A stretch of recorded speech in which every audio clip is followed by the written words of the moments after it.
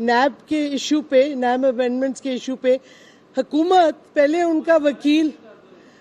उनका वकील कानून के बारे में बात कर रहा था, आज उसने शिफ्ट कर लिया। लगता है कि कोई कानून में उनको जस्टिफिकेशन नहीं मिल रही हुकूमत को इस एक्ट को जस्टिफाई करने के लिए, तो अब उन्होंने नया आर्ग्यूमेंट पेश किया कि जी क्योंकि पिटिशनर यानी कि इमरान खान चेयरमैन पीटीआई ने इस्तीफा दे दिया है, तो इस वास्ते उनका कोई लोकल स्टैंड ही नहीं बनता। यानी कि इतने दिनों के बाद डिस्कशन के आज वो हुकूमत आर्ग्यू करना चाह रही है कि मेंटेनेबिलिटी नहीं है इस पिटिशन की। लेकिन ये वाजे हो गया है कि सुप्रीम कोर्ट को भी क्लैरिटी आती जा रही है कि इशू मेंटेनेबिलिटी का नहीं है। कोई शहरी भी अगर 184 के ऊपर पिटिशन लाता है फंडामेंटल राइट्स के ऊपर, तो ये सुनी जा सकती है।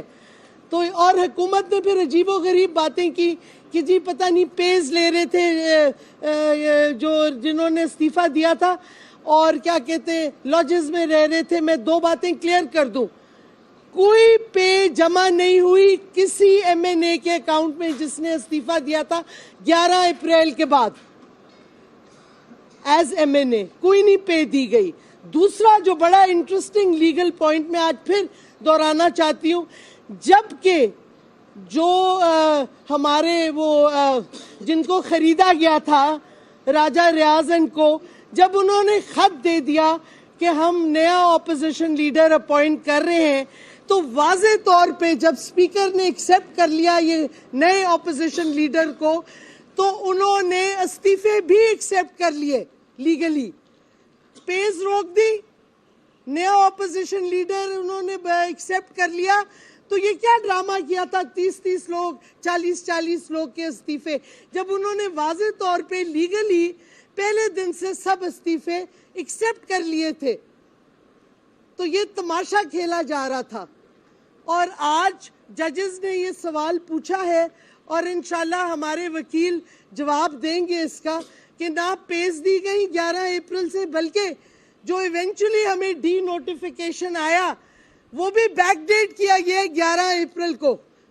तो उन्होंने उसमें भी जो इस इम्पोर्टेड स्पीकर ने डी नोटिफाई किया है फिर से, उसकी भी डी नोटिफिकेशन बैकडेट की है 11 अप्रैल से।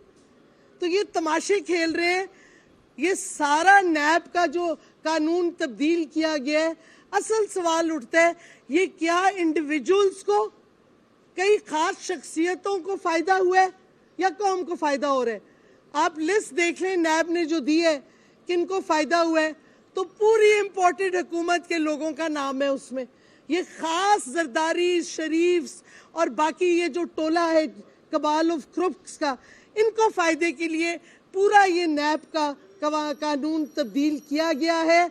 और इंशाल्लाह हम ऑनरेबल जजेस से एक्सपेक्ट करते हैं कि इंसाफ मिले, और इंशाल्लाह हम समझते हैं हमें सुप्रीम कोर्ट से इंसाफ मिलेगा, क्योंकि ये हाईएस्ट फोरम है इंसाफ मांगने का, और इंशाल्लाह इंसाफ मिलेगा। और ये जो अपनी चोरियां और लूट घसूट बचाने की कोशिश में है, ये इवेंचुअली नाकाम होंगी। शुक्रिया।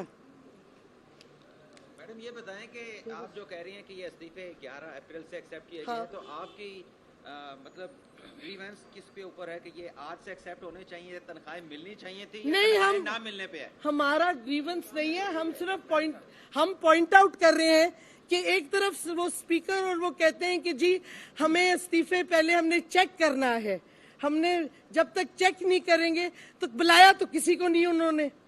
दूसरी बात, अगर चेक करने के बाद फैसला करना था तो फिर बैकडेट करके 11 से क्यों एक्सेप्ट किए? फिर आपने पेज हमारे एमएनए तो वैसे भी नहीं विड्रॉ करनी थी, लेकिन कोई पे आपने डिपॉजिट नहीं की। आपने ऑपोजिशन लीडर फौरी तौर पे दूसरा कैसे रख लिया जब इस्तीफे ही नहीं आपने सपोजिटली एक्सेप्ट किए?